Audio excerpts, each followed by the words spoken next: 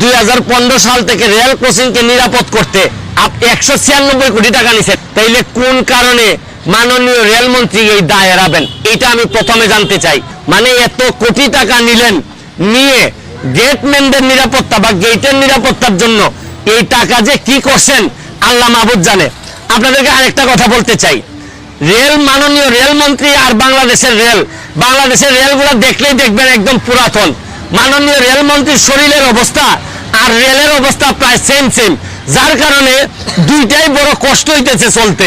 আমি বলছি না যে মানুষ বয়স বেশি হইলেই দুর্বল হয়ে যায়, কিন্তু মনের মধ্যে যে শক্তিটা থাকতে হয় এটা আমাদের এই মাননীয় রেলমন্ত্রীর নাই।